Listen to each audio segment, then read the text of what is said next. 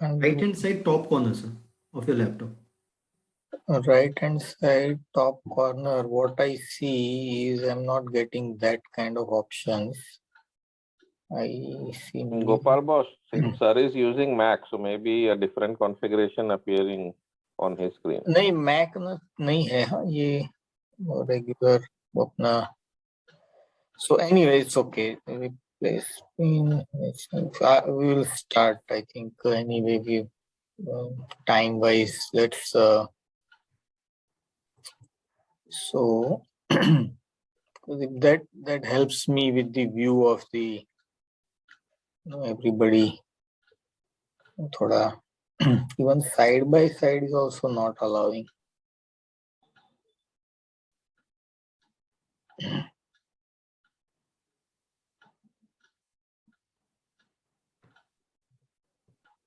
ये grid video कहाँ गया ये? Yes, sir. If you click on the grid view, maybe it will help. So grid video. In that again, I can't replace pin me. It's okay. Don't worry. Let's start. So, namaste, and thank you for this opportunity to talk to you all on this very interesting topic, rather topic of my passion, I would say, is about positive health in general, not just the disease prevention and treatment, but more of wellness, as what people say now. That we have to move beyond the simply preventing disease, but feeling healthy. And it encompasses many areas, and that automatically includes how we handle difficult times. Because in other words, think about it this way, that if you have a strong physical body maintained through exercise and various other means, then it will absorb an extra load when in difficult times for the physical part. That extra strain on the body it will handle. Same way it is for our overall health, which includes the mental health. So let's see how we can achieve that.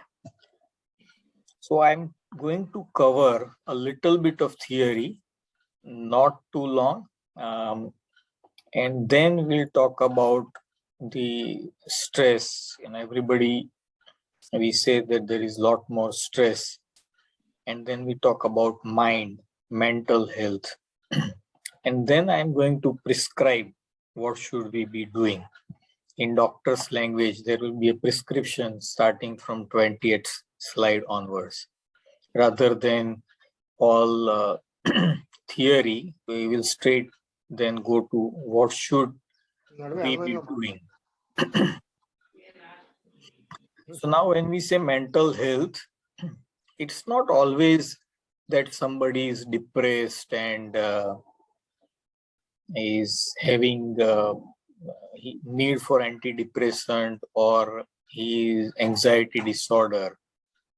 Those are for the psychiatrist to treat and the very advanced issues. But when average people talk about poor mental health or today we are not feeling positive, this is what we are saying, that okay, we are not in mood, lack of drive, bored, feeling lazy, angry, frustrated at ourselves, at the systems. We feel worried about our future, confused about future and what is going on around us, cannot maintain relationships, don't feel loved or blessed. We are cursing the people, the systems, lack of hope, feeling trapped in either a relationship or a job or any other. This is what we are talking about when we say we are not feeling mentally very good.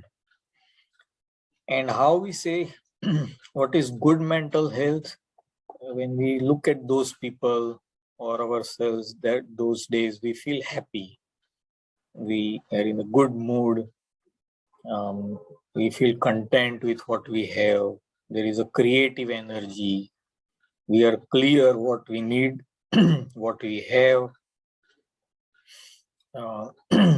calm, composed. Even when there are disturbances, the person seems composed, upbeat. These are the words we use. Feels loved or blessed, curious, feels in control. So this is the kind of mental health that we want. Now, often the word is used that there is much more stress nowadays, and earlier days were good. There were not so many problems, and it's just so many things now. So, is this truly more stress, or that our ability to fight stress, coping, has gone down? So, in COVID-19 pandemic, so far, in India, we have lost about 5 lakh lives. Many people fell ill, including some long-lasting problems, breathing problems and other issues after the COVID.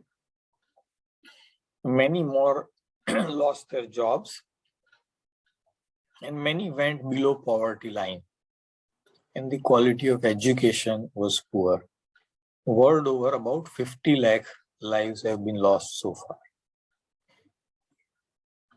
Now, we always compare with, old times were better. So let's see what were the old times. We don't want to go into all the details, but remember that in the last 200, 300 years, there have been many, many tragedies in India and world, and those were way much bigger. Now, when you look at these numbers, remember that the population was much less at that time. And in COVID so far, we have lost 5 lakh people. In this Great Bengal famine alone, we lost 10 to 20 lakh, some estimates even this number. In cholera outbreaks, 1.5 crore in the world, then other cholera outbreaks, 2.3 crore in the world later. Plague, in India alone, 1.2 crore. Spanish flu, we lost about 2 crore people in India. Total Indian population at the time was 32 crore. That means we lost about 8-9% of the population to Spanish flu.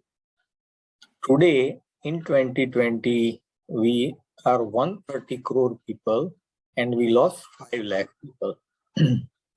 And then world wars and partition about 10 to 20 lakhs, and so much violence, hatred, all that happened.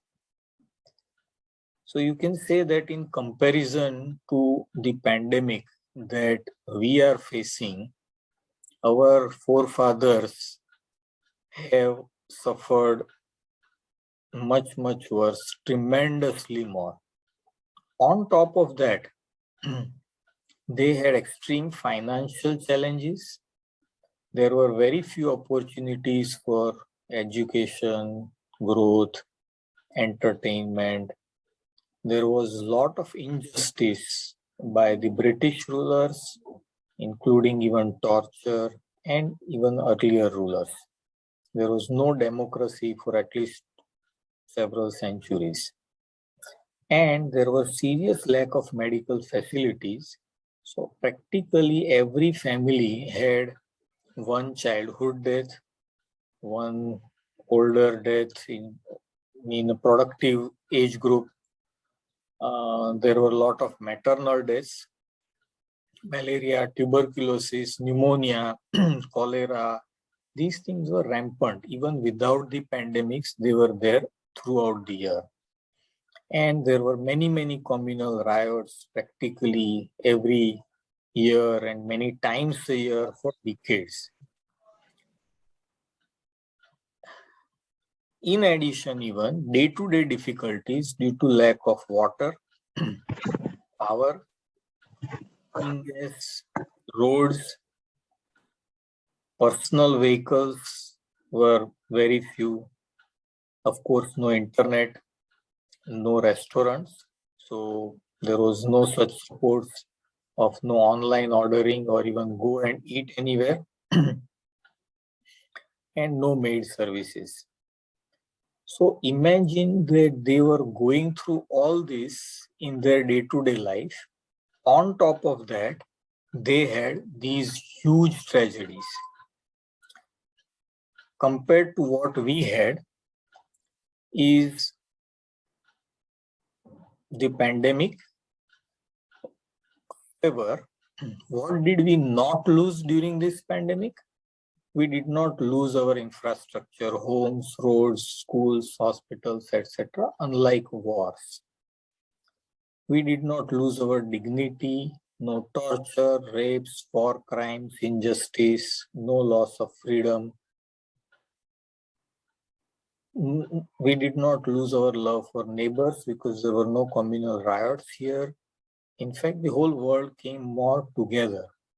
Our economy, we did not lose, it did not go into big recession, which was also a problem in these last 200 years many times. Schools closed, but the education continued. Shops closed, but the online shopping continued. Cinema closed, but online entertainment in fact increased. Jobs were lost, but large majority at least got food to survive thanks to a lot of government support on this and NGO. And some of the sectors in fact did better. They, such as pharma, IT, even their salaries increased, entertainment industry, etc. And the earth got a big break from pollution. So if you compare this with our forefathers, this question comes again that do we have more stress or they had more stress? And yet, you don't hear about very high suicide rates, depressions, etc. during the life of our parents, grandparents, and their grandparents. So how is that possible? If I give you just these 4 or 5 slides so far, everybody would say that they must have had many, many more suicides and depression. It's impossible. So how did they achieve that impossible? I think that's one of the key that we need to try and understand. So what is mind? We talk about mind and what makes it happy. We don't know exactly where the mind is, but there are some studies, we'll not go too much detail, but is showing that different areas of the brain, these are functional MRI studies, where different areas of the brain light up with subjective happiness, sadness, and other feelings. And this study actually did analysis on a more sustained basis. And they looked at this, they found that this area pecuneus located in the parietal lobe of brain was a more, this was bigger in the people who had sustained happiness. So that means we kind of learned that where the mind is. Now, many different areas, many different things affect the mind or our happiness, which includes the physical, our health, the phases of life and hormonal cycles. The ladies would know this so much better, that with different phases of the hormone cycle, how the mood, the happiness can be so much up and down.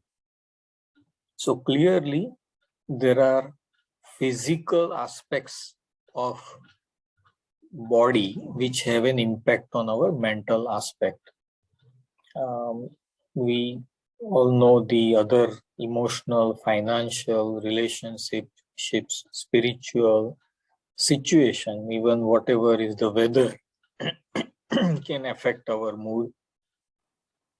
We know that sunlight has a very direct impact on the mood, and the other planets and others affect us in many different ways. There are lots of studies on different things. News, if we hear bad news all day, then we feel sad.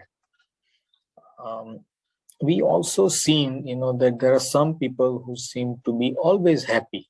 You would have seen around you, and practically in every condition. And there are some who, in spite of everything good around them, they seem to be unhappy. So there are many studies. One of them, this very nice study of 2000 twins, in short, showing that happiness is 50% genetic. And they have even found some genes which correlate with this fact. But 40% is in our hands, and that is what we have to focus on. And 10% is situation. If you have a war or a pandemic or some other things, then it obviously has an impact.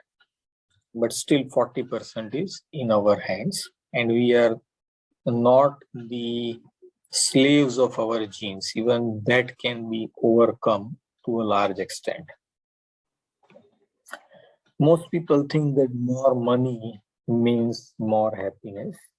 So for them, this very interesting study of United States, that average income in US between 1957 to 2002 increased by about threefold.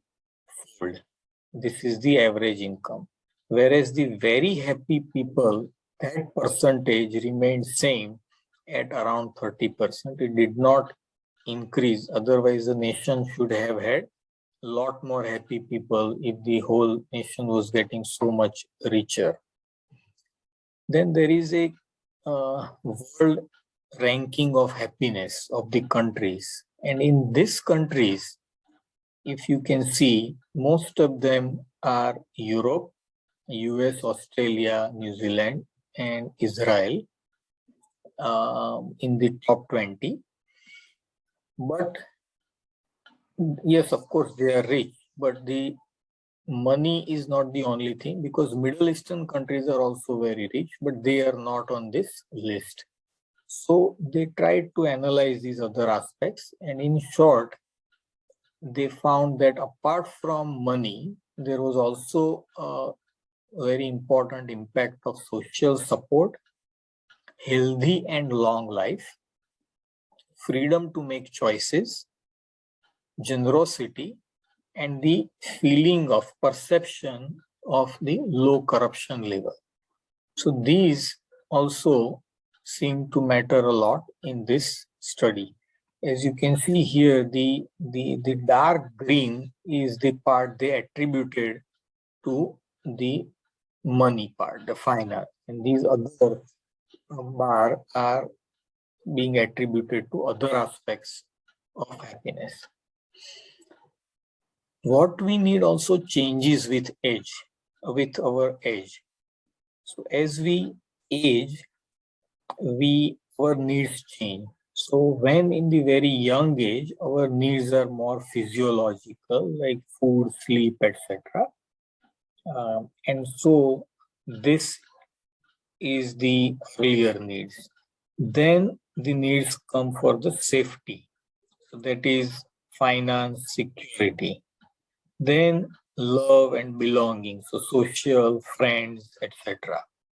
And then we need esteem, self-esteem, respect, all that. And lastly is this self-actualization or inner journey or spiritual, whatever you call it. So this is a very important thing to understand as to why we don't feel the same happiness with what we had earlier. Many people are surprised that sometimes I used to enjoy this so much, and now I'm going out with friends doing the same things, but it's not the same fun anymore. One very strong study in this area is from the Harvard. 75 years this is ongoing. So they have looked at, what they did was they compared about 2,000 people who studied at Harvard, who are the high achievers, generally coming from good family background, etc., with same number of people from the low socioeconomic neighborhoods of Boston and followed them also. Now almost 3 generations they have followed.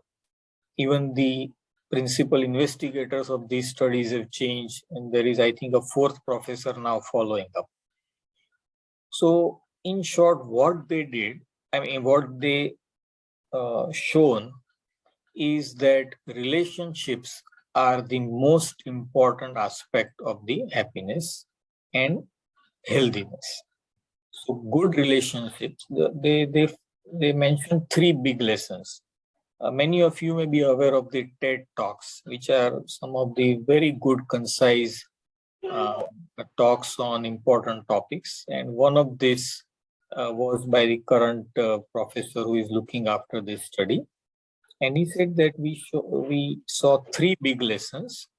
First is the social connections, and this is exactly his language. I haven't changed what he spoke in the TED Talk. Is that social connections are really good for us, and that loneliness kills. It turns out that people who are more socially connected to family, friends, community are happier. They are also physically healthier, and they live longer than people who are less well connected. A very powerful statement. Second, he said that the quality is also very important. It is not the number of friends you have or number of relations, but whether it is committed or not. It is the quality of your relationship that matters. So having 300 people on Facebook does not help. Then, then what they decided was that since we know all this, let's try and predict what will happen. So based on their current measures, they have been collecting blood samples, doing their MRIs also over these years. So they tried to predict what will happen. So they said that it was how satisfied they were in their relationship predicted how they were going to grow old. So those who were most satisfied in their relationships at age 50 were the healthiest at age 80. And the on the days when they had more physical pain, their mood stayed just as happy. But the people who were in unhappy relationships, on the days when they reported more physical pain, their it was magnified by even more emotional pain. So satisfactory quality relationship is very important, and that can even predict how we are going to do even in terms of physical health. And the third big lesson was that health, our relationships don't just protect our bodies, but also our brains.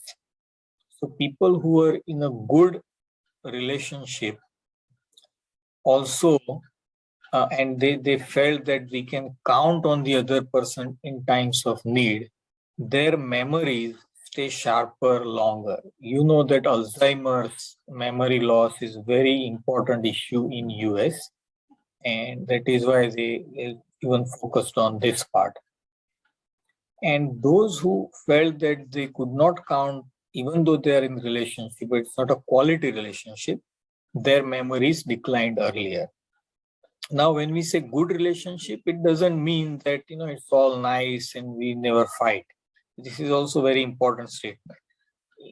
They don't have to be smooth all the time. Some of our elderly couples could bicker, fight with each other day in and day out. But as long as they felt that they could really count on the other person when there was need, it did not make a difference in terms of their all the positive achievements from the relationship. So for all the people who are listening, I know most of them with family, don't worry about the fightings that you have.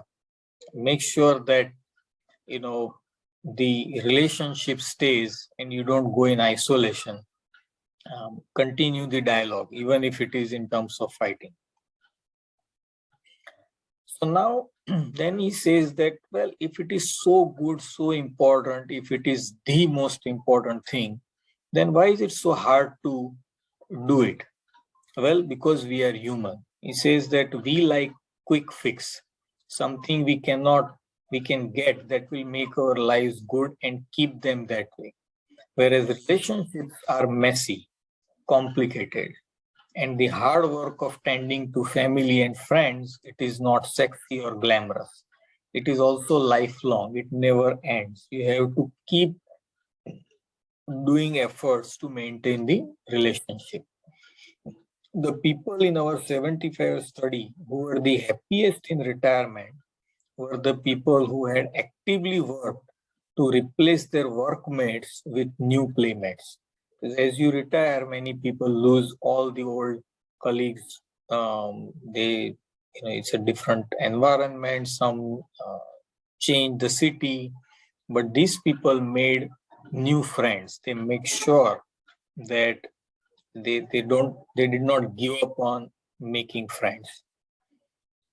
Just like the millennials in that recent survey, many of our men, when they were starting out as young adults, really believed that fame and wealth and high achievement were what they needed to go after to have a good life. But over and over these 75 years, our study has shown that the people who fared the best were the people who leaned into relationships with family, with friends, with community. So very, very important study. The other factors affecting brain happiness are the sleep, the quality and the quantity of sleep. This is a study in Japan of almost 100,000 students, 99,000 students included. And bottom line is that if they had less than 7 or more than 9 hours of sleep, and if they felt that the subjective sleep quality was poor, then their mental health status was also poor. There was a very good correlation. Some other studies have also shown the same thing.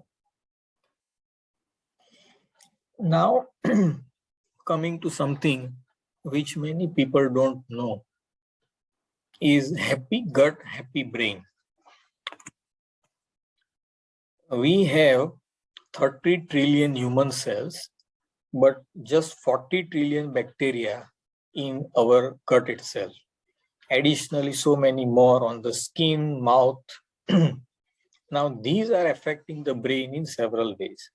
And one of them is by producing hormones. Yes, talking about hormones and chemicals like serotonin, dopamine. These are same neurotransmitters, the chemicals that are produced by brain, and that is how the brain is controlling the whole body systems. Now, those same are produced by the bacteria in the gut and the gut itself. Okay, so we say the gut feeling word. So probably mind is also in the gut.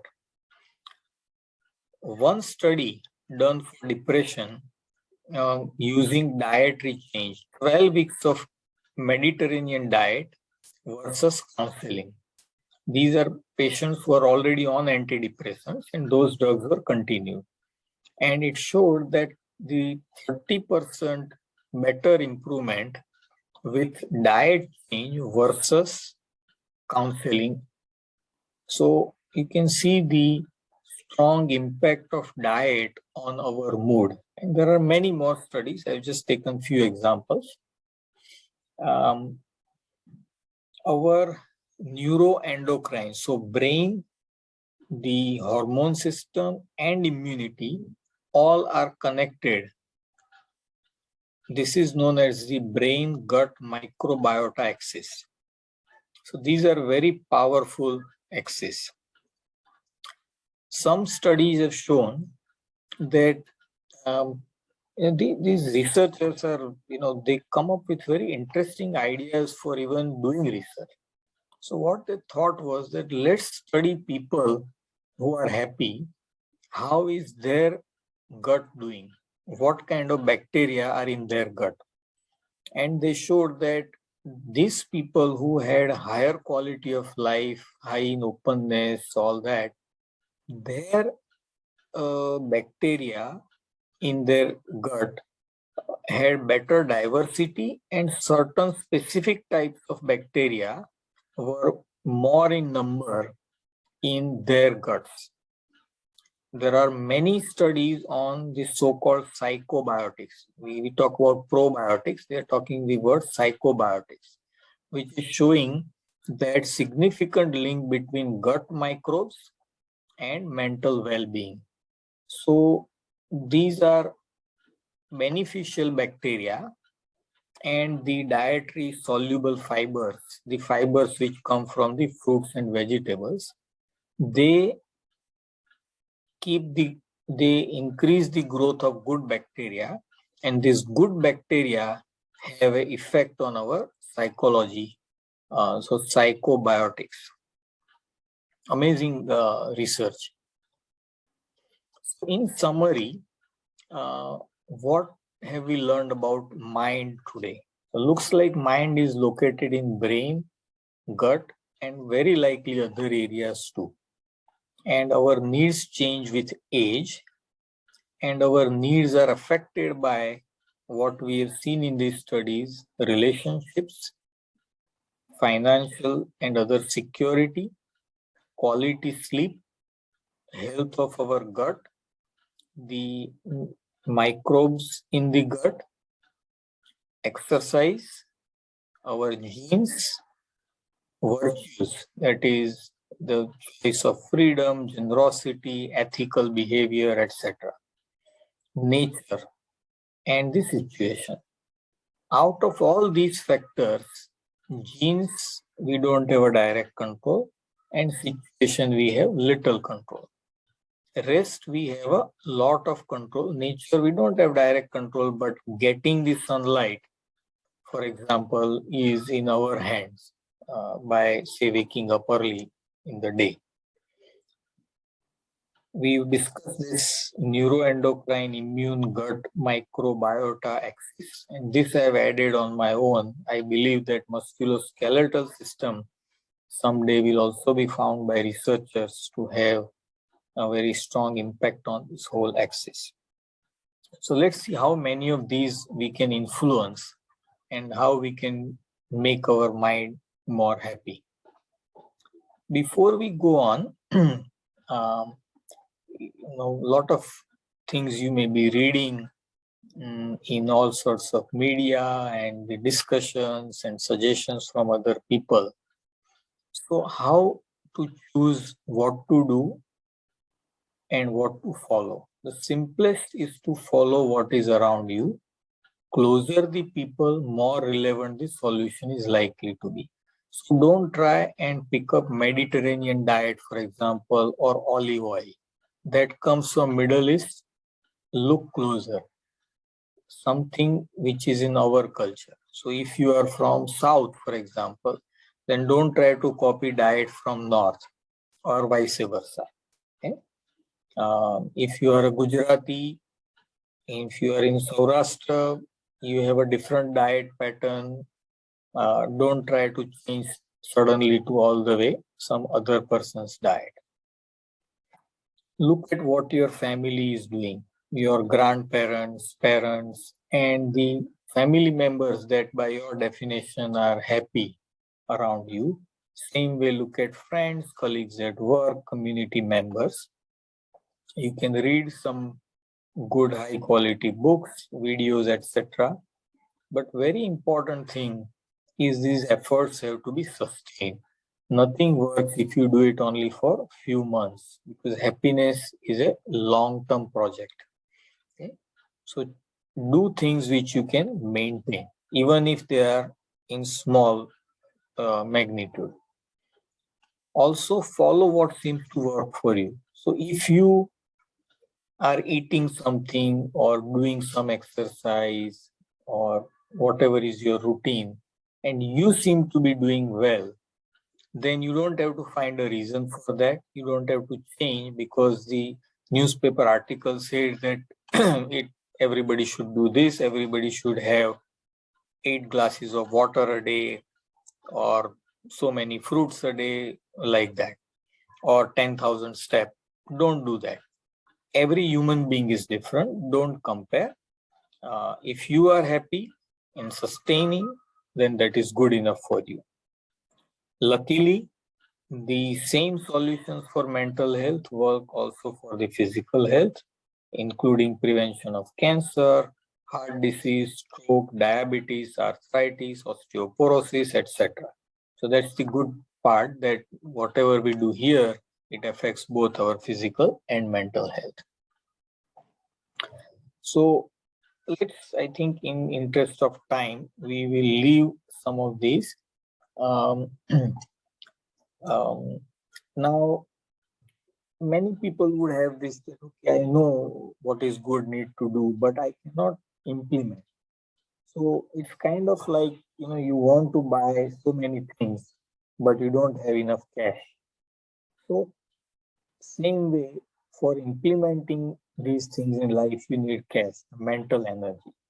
And either you earn more energy or save more, or both. So the prescriptions that I'm going to give you will basically allow you higher earning of mental energy and more saving. The big ones, leave them for the last, or don't try to do that. For example, fixing already broken relationship, quitting tobacco, alcohol, aggressive career growth. These need much more mental energy, and these are not the times to do that. If you are feeling low and you feel that you need to improve your mental health, start with small steps and then it will get better. So let's go with the prescriptions, and before that, some instructions on how to use prescriptions. So following these prescriptions to be done under guidance of common sense. If you don't have it, ask your spouse. They work far better if done in group, family, friends, colleagues, community, etc. Close follow-up is recommended. So results are seen in 1 month for most, and I'm saying this from personal experience and experience of the people who I have recommended to these around me, and I've seen their feedback and how they felt significantly better with some of these prescriptions. Just one of these things, and they are feeling 50% better, 70% better. So these are truly very important tools to do. And if you do see improvement, share it with others and drop me a small message, email, feedback. And if you have any questions also, please write to me. Don't try to force these on your children, spouse, or others. Many people listen to such talks and then start ordering people around them. You should do that, all that. Please don't do that. Focus on you first. If it seems to work in your case, they will pick it up. And after 6 months, if you can maintain, then gently suggest to them don't force. Because some people, it may not be suitable for them also. Different personalities need different things. It is not mandatory to do all these. Take only one of two. What you can sustain for several months is more important rather than doing a lot of things and then stopping quickly. So first is travel. If you are feeling too low, then quickest fix is travel. When you change where you are, that provides you a lot of mental energy. Even if it is for 1 or 2 days, if it is 7 days you can do, it is better. With group, it is better in general. Nature is better, but no hard rules. And you don't need a fancy place. You can just go to Pavagadh, Saputara, or whatever. I mean, I'm just talking about Gujarat, but any simplest places nearby, nature, or even a relative's place or a friend's place whom you like to spend time with, that is good enough. Be grateful. Take 2 minutes daily to thank God and others around you. Inside your mind is sufficient. You don't have to do out loud. You can, but it's not mandatory. Sincerely analyze what you have and what others around you do not have, but you have taken it for granted. For example, you being alive. I think that's the biggest thing we can be grateful for. Food on table, most organs working. We can eat, see, listen, feel, walk, digest, have at least one reason to wake up every day, have medical, family, home, friends, so many. We are living in a democratic country. We have enough water, electricity. We are able to sleep. There are 100 things you can come up with, and list out all people in your life, related or not related. Even the security person outside is adding something to your life. Be grateful to him also. And the farmer and the soldier, and of course people inside your home who are doing so many things every day, and your parents and forefathers and teachers. So when you be sincerely grateful, what it means is you are valuing what you have. That is very important. We have a family, we have food, we have job. Just these things, so many people don't have. So many crores of people are sleeping every day without food. So if we value what we have, who we have, think about orphans who have lost their parents.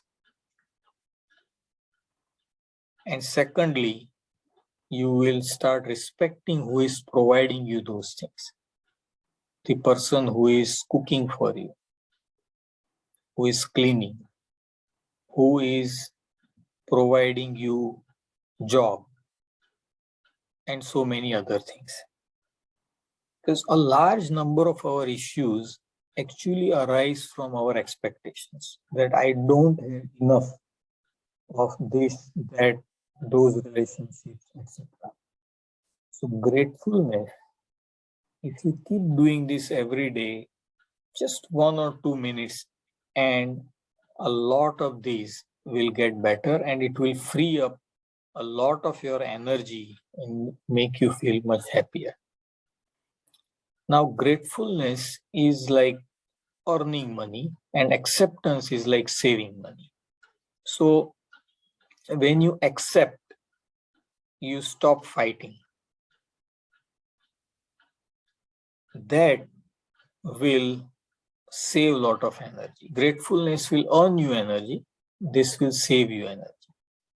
So don't fight with bigger things in life, things which are far beyond your control. For example, when there is a 2 rupee increase in the news of petrol prices, so many people talk about it so passionately. What can you do about that directly? Nothing. So don't fight on that. Don't worry about others' issues, like why somebody is doing that, he should be doing that, why he has taken up that job, why he is marrying that person. That's not your issue. Many people are drained by this constant thinking that why am I the only one having this problem or all these problems. If you look around more closely, no one has a perfect life. They just have different set of issues. But if you look at only the social media, you will never know. You have to know people for that, because no one is going to talk about their problems on the social media. Very importantly, accept yourself as you are. So that acceptance is kind of the, you can say the root of all the acceptance issues. And these all need practice over the years. But believe me, they are worth practicing. And don't think that, when I'm saying acceptance because I have studied so much and because I have made a career, so I can easily say that.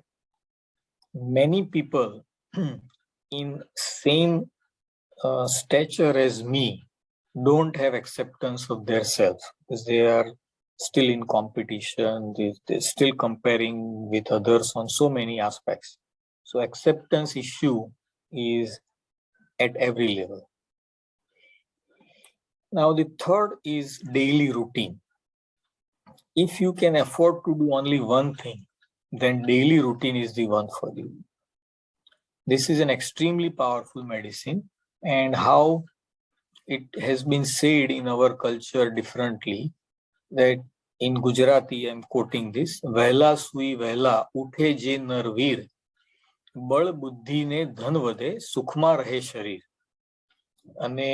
And my mother used to say always that Vehla uthe viva jevu. Means if you wake up early, then you feel as enthusiastic as if there is a marriage in the family. So morning is very important, and routine, maintain your routine. If possible, you wake up before sunrise. If not, at least 8, 9 a.m., whatever, but keep it same. Let the body settle into a rhythm. Imagine a factory where there is no routine. Every day, everybody comes at different time. Everything happens differently. How that system will have any kind of output? And so if we maintain daily routine of when we wake up, when we sleep, eat, bowel movement, exercise, when we go to work, when we take bath, etc., then this puts all the rhythms in the body in place, and that itself has amazing energy to heal and provide more and more positive energy, because our hormones and many of our systems work in rhythm. For example, digestion happens more at certain time.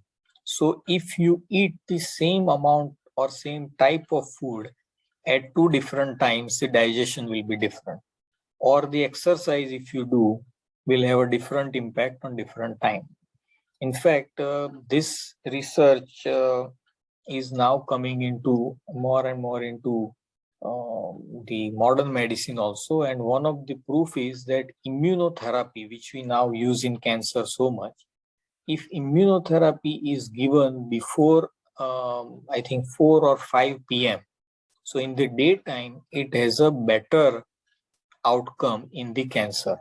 So this shows that how powerful our daily routine is, and being in harmony with nature is so important. That is why we had so many rules that in the monsoon, you do more fasting because the digestion is weaker. And in winter, you have all the heavy food. Like that, there are so many, in every culture, people would actually know most of these things.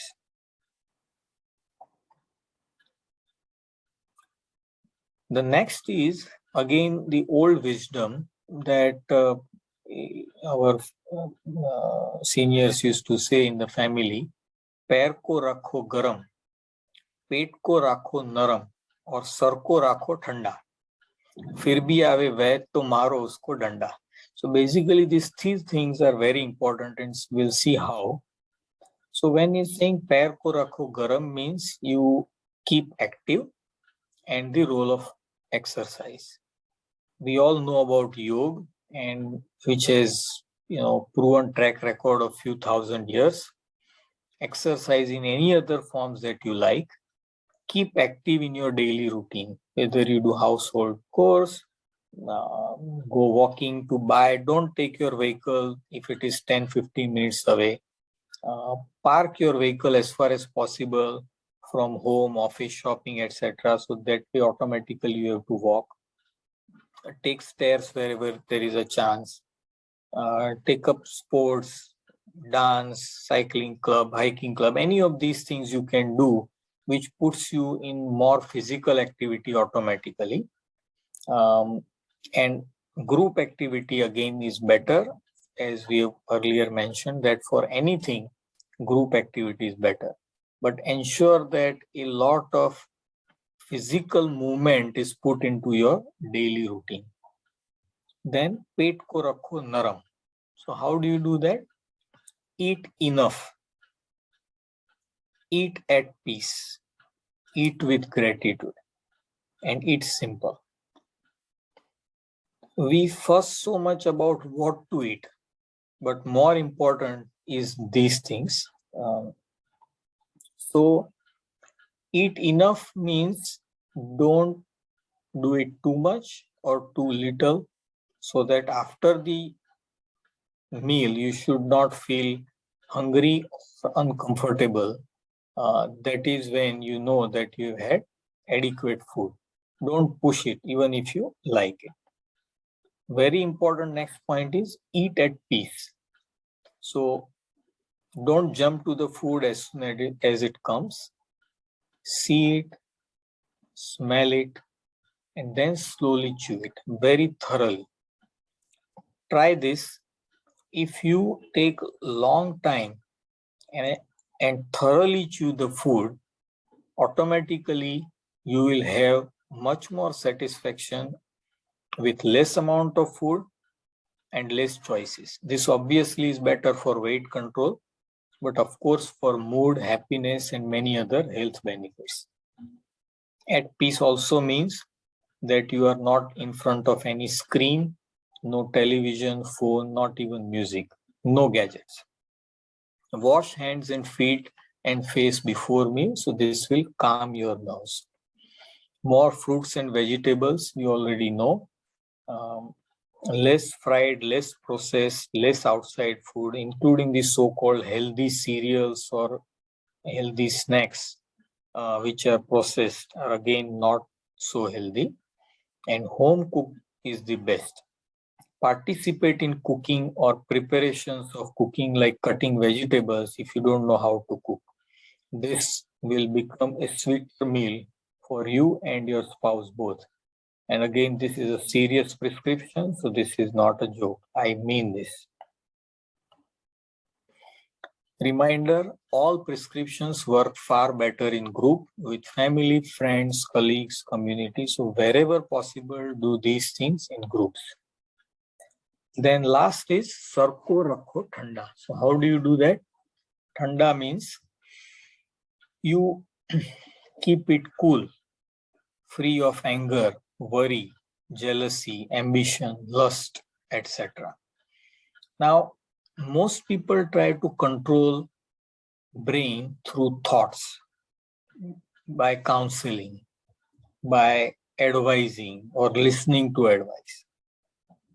But remember that brain can be controlled much better, as we have seen earlier from the research, by daily routine, diet, exercise, sleep, and ethical rules, rather than by telling somebody that he should do this, do that, he should not worry, he should not be angry.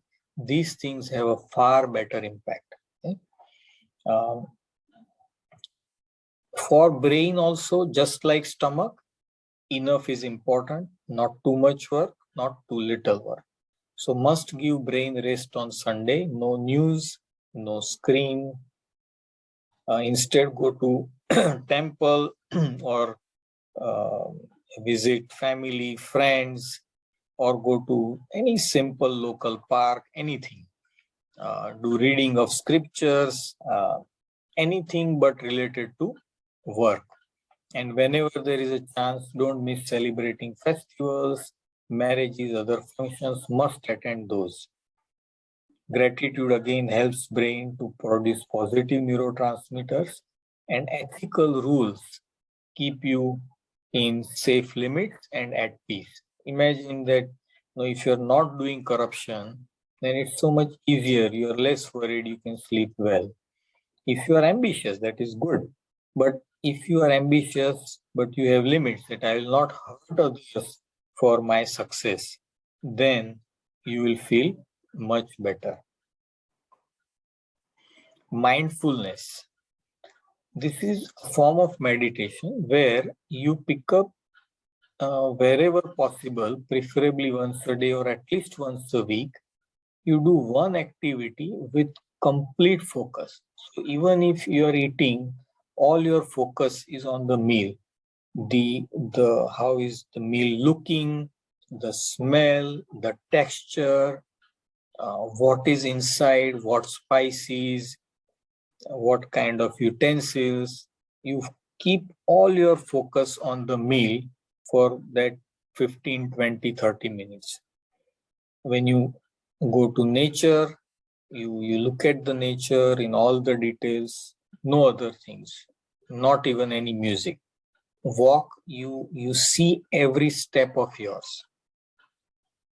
Feel every step, the balance of the body, which muscles are moving, which parts are moving. Anything you do, if you do it with a full focus, this is one form of meditation. And it is very important for reprogramming the brain and clearing all the clutter that we create over the years. Reduce multitasking. If you are angry or very strong feelings, negative feelings, then take slow, deep breaths. Take a glass of water, wash face with cold water, or if it is too much, then even take a whole cold shower. Practice slow, deep breathing for 5 to 10 minutes daily. You all know that one cannot be very angry and have a slow, deep breathing both at the same time. So this is one understanding of how powerful these things are, that how breath control can control your emotions so very well, which yoga, the science of yoga, understood 1,000 years ago. Reduce screen time by half of your current level. So, and stop looking at the news on television, social media, etc., or video clips, only reading the newspaper. Any bad news, especially the current pandemic, stop looking at numbers on the social media or on the television.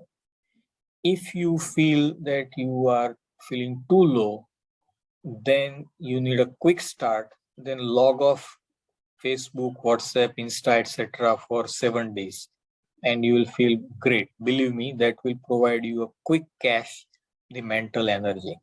Okay?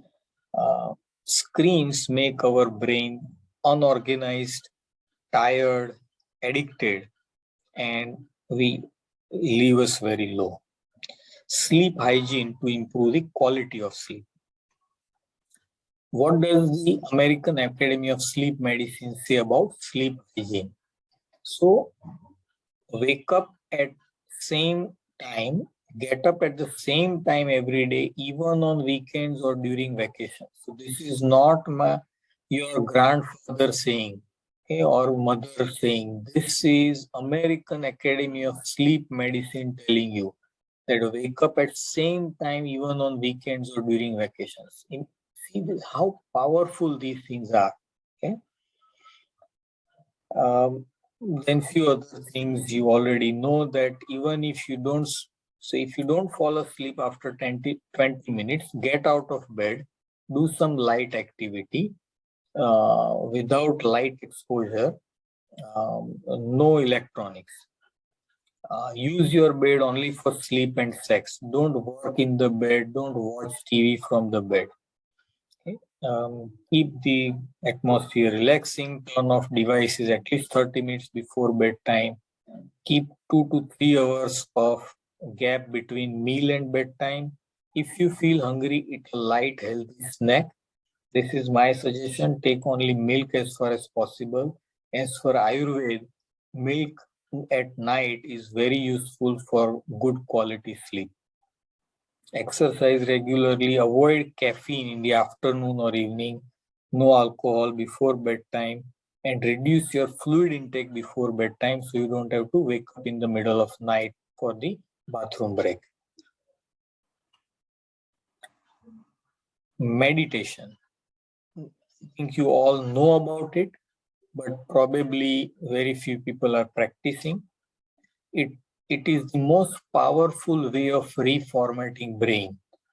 With clutter of decades that we have collected, information, prejudices, anger, hate, frustrations, all these can reduce much better by meditation. And if you have time and energy and inclination, the rapid heavy-duty reformatting is by Vipassana, where in 21 days of silence and very light food and living almost alone. Several studies have shown many physical aspects of meditation as well, which we are not talking here. If you cannot do all this, at least practice silence once a week, a few hours, say on Sunday or Saturday, whenever you can, just 3-4 hours, no gadgets, no music, nothing. If you just sit, and if you cannot, then do some light reading. You can take a walk, watch nature, you can cook, go long drive, but just don't speak a word. Don't try even sign language. Basically, you're trying to communicate. So give your brain a big break. Nature Connect is one of the easiest things to do. It also helps you with getting in harmony with the routine, what we talked about, daily routine. But even by itself, it has some very important, I would say, benefits. And so minimum 5 minutes of sunshine in the morning, evening, 5 minutes watch the moon and stars. If you can, watch birds, insects, plants. You can do this from the window of your home. You don't need to formally go to a park. If you can, great. But otherwise, it's okay. You can touch plants, grass, walk barefoot. If there is a water body, make sure to immerse yourself in that, a river or a lake, that's great, or seaside. Give yourself some outdoor time, open space, very important for our mental health. Make most of the morning. Morning is filled with the maximum vitality, energy, everything that is positive. Sun is the driver of Earth and biggest source of positive energy. Sit in the sunlight. It is proven to help even in established cases of depression. And if you can, wonder like a child when you look at the nature. How far is the sky? How big? How do clouds fly and know where to go? So many little things you can think about. What happens to the birds? Do they talk? Do they sing? What are they doing? How many buckets of water are in the sea? Just go back to how a child thinks, or talk to children what they are thinking about nature. And lastly, role model. So these are very important, as I earlier said, what you can relate to. So look at the family, friends, colleagues. How do they do things? How our grandparents, parents did things. Look at how they've been doing a simple task but diligently, consistently for decades, such as cooking, household chores, childbirth, development. Getting a child from birth to adulthood is a very big commitment. They have been providing minimum essentials for decades, even if not very high, but they did not let you die of starvation. Remember, they did make you have your education, they did get you enough clothes. So, how did they do all this? This requires a great self discipline for decades, dedication, planning. They had so many ups and downs in life. They have love for you. That's why they could do this, and they did let go. That's how they maintained relationship. Letting go is extremely important in relationships. So some of them may have one to two unique skills for their time or certain respect in community. Many would have lost their loved ones due to so many pandemics, endemics, etc. What we have seen already. How did they do it? Talk to them. How did they keep their heads high? How did they not succumb? Why did they not go in depression or suicide? They had so many problems. Find their story. You will understand how you can relate to them and how you can apply to these things in your life. Okay? Second are the superheroes. For example, Pandavas like Arjun or Bhim, Yudhishthir, Shravan, Hanuman, Bharat, Lakshman, Maharana Pratap, Shivaji, Jhansi Ki Rani, Mirabai, Narsi Mehta, our great rishis, Vashishta, Vishwamitra, great mothers like Jijabai, Yashoda, many saints, endless. Every culture has so many stories. What they are telling us is unlimited human strength, virtues, and what we can do as human. These stories can uplift our spirits anytime and guide us in ethical dilemmas. That is why daily or weekly reading of these stories, scriptures, was a norm in our cultures, in what our forefathers did. And this is an important part of how they gained strength to survive their difficult times. This is very important. And who not to follow. Those between means these celebrities of today, which you are reading in all kinds of newspapers or social media, be they the biggest stars of film, sports, authors, business, politics, super rich, their own views about life are changing. Please don't follow them. They don't give you strength, and in fact, they can take away a lot of your strength, because when they go down, you will feel very bad.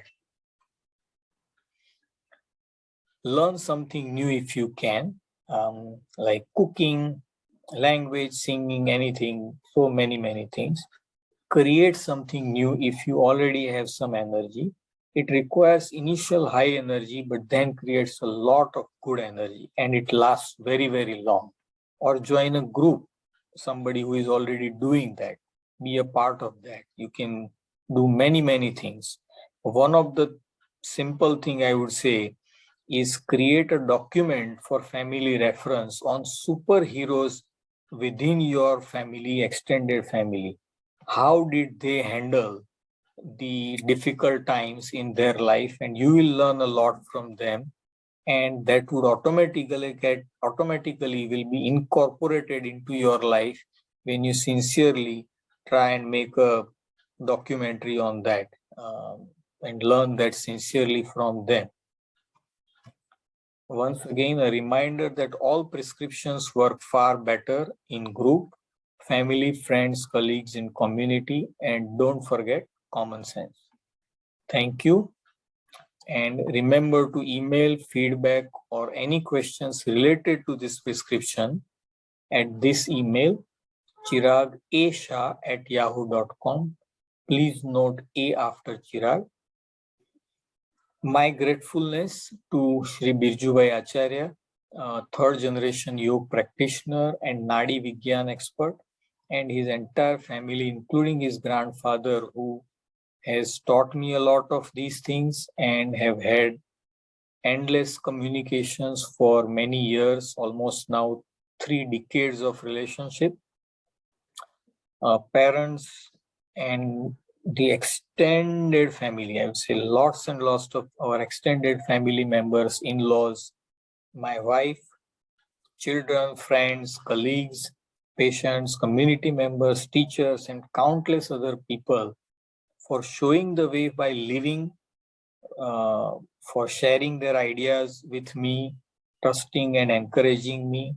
Our rishis, Vaidyas, forefathers who established these systems, passed on the knowledge for generations and made it a part of life so that we could easily follow even without reading these books or research. And many, many practitioners, authors, speakers of alternative medicine and yoga, and modern researchers who rediscovered these things, added, improvised, and explained to us in today's language. And lastly, all of you listeners and the organizers for your keen interest and trust that motivated me to put this all together. Thank you so much.